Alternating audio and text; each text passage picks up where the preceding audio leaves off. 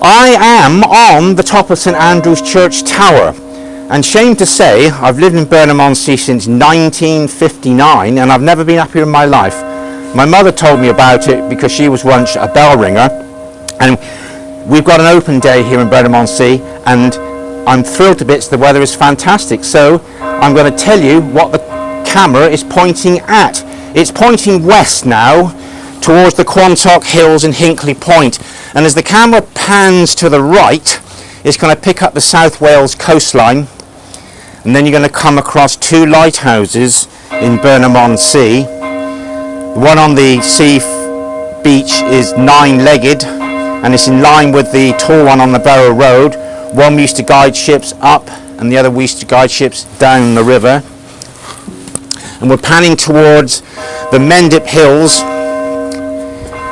which is going to include Crook Peak, and you'll see Brent Knoll coming into the picture. And as the camera keeps panning, you'll see Glastonbury Tor. We're going to walk forward so we avoid the pole. Glastonbury Tor there, and we're going to keep panning south across the town, and then you're going to see the beach with the so-called shortest pier in the world, backed with the River Brue. And the tide is out, which is quite usual. You've got the jetty there. We should take passengers from trains to ship to Cardiff, and you're looking at the River Parrett going towards the Quantock Hills.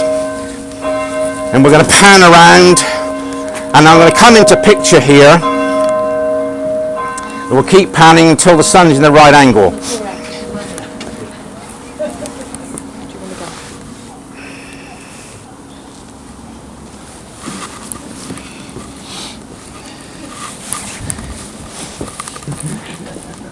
Very well, we have a great view of the fantastic geography here in Burnham-on-Sea. Now I want to introduce you to a good friend of mine who I've known since I was 5 years old. We were at primary school, infant, primary school and secondary school together. He's 2 days younger than me. We'll both be 67 in July, although he looks 10 years younger than me. Well, that's it, Michael. His name is Tim Lane, and he is a charismatic bell ringer. It was his phone call that ignited my interest in coming up here today. And can you please tell the audience what the official names are associated with this activity? Campanology is the official name, and that comes through the Italian word campanile, which is the name for the tower, but we just call ourselves bell ringers. But I'm more au fait with the Spanish language, because a campana is bells in Spanish, and a campanero is a bell ringer in Spanish. But how long have you been pulling bells? For 7 years. When I was 60, my wife allowed me to come up onto the tower with the invitation of Roger Packer, under the agreement that if he let me up here I would show an interest in bell ringing, and I've been doing it ever since. But why are you interested? Why are you interested in just pulling a piece of rope? Well, initially I like the sound of the bells from a distance. Sometimes on a Sunday, lovely Sunday walk, beautiful weather, you can hear the bells ringing in the distance. That's quite nice. And also I like the history of coming into these old buildings, 13th, well this tower is 14th century, which hasn't changed a lot. So that's what prompted me to do the bell ringing, and of course I like the physical exercise. And I'm glad you mentioned the word physical exercise, because you told me years ago you used to go running, then you were on a trim trail near Bristol. That's right, yeah. Then you had your weights in your garage. Yeah. Now how much of a physical challenge is pulling bells? Not that excessive. I mean, it's like pushing a swing. Once you get the momentum going, it's quite easy. But it demands a lot of concentration, knowing your places and what's going on. But keep pulling the bells like that is quite demanding after a while, because you do something what you call is a quarter peal, and that can go on for 3/4 of an hour.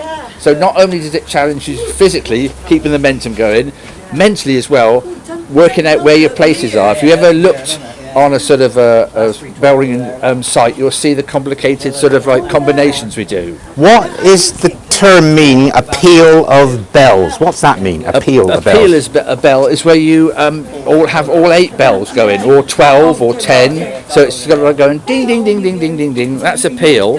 And which days of the week do you entertain the town? On a Wednesday, we have a practice night on a Wednesday from 7:45 to 9 o'clock.